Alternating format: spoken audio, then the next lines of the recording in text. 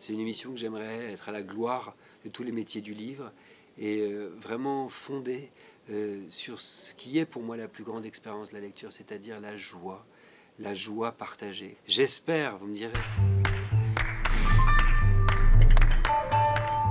Et il est hors de question que mon émission devienne un tribunal du bon goût. Ce serait la pire des choses, ce serait surtout un non-sens. L'enjeu, il est évidemment absolument pas là, il est plutôt d'interroger le texte, d'interroger les écrivains, et de se poser la question toujours de savoir ce qu'ils disent sur le monde, de savoir comment la parole, en fait, souvent trébuchante, souvent tremblante d'un écrivain, peut dire quelque chose de l'actualité, sous forme de pas de côté. Moi, je dis toujours que c'est une mission, le service public. Et cette expression mission de service public a tendance à disparaître. Est-ce que ça va se ressentir sur ma programmation? Mais ça, c'est l'une des identités de toutes mes émissions. C'est toujours de préférer effectivement l'interrogation au point final. Moi, je crois que le point final, c'est la fin de la pensée. Et je crois que mon métier, il consiste justement à poser des questions, à faire le pari de la question, d'ailleurs, tout le temps. Quand on choisit le questionnement, le point d'interrogation plutôt que le point final, on s'ouvre. J'ai choisi de mettre en avant une jeune romancière qui écrit son 3e roman. Elle s'appelle Blandine Rinkel et c'est un livre qui s'appelle Vers la violence que j'ai envie de porter. C'est un livre qui m'a bouleversé. C'est un livre qui touche, à mon avis, à des sujets qui parlent d'aujourd'hui. Elle sera accompagnée de Laurent Godet, dont le dernier roman, à mon sens, est absolument saisissant.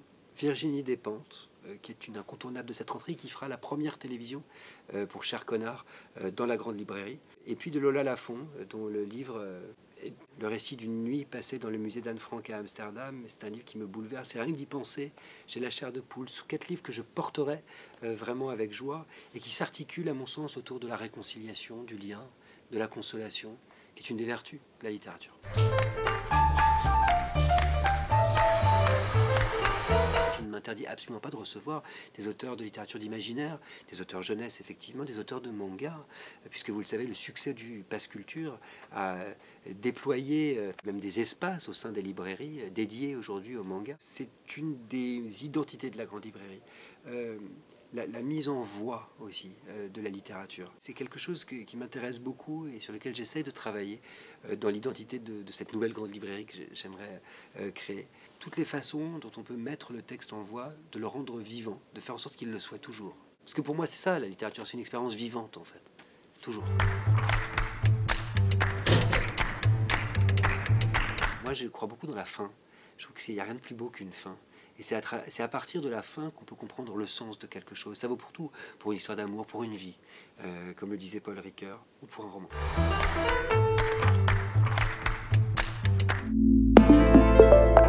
Dans ma famille, tout le monde a la maladie d'Alzheimer, donc on oublie toujours tout, de plus en plus. Et j'ai cette hantise d'avoir un jour cette maladie, et donc d'oublier ce qui est toute ma vie, c'est-à-dire les textes que j'ai pu lire et que j'ai pu aimer.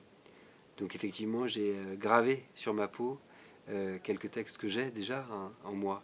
Un texte de Duras, un texte de Faulkner, un texte de Kerouac, un texte de Joni Mitchell, la chanteuse de folk canadienne, un texte de Fitzgerald, un texte d'Emily Bronte, un texte de Virginia Woolf. Enfin, j'en ai partout. Hein. Bah voilà, c'est toute ma vie, moi, je lis des livres.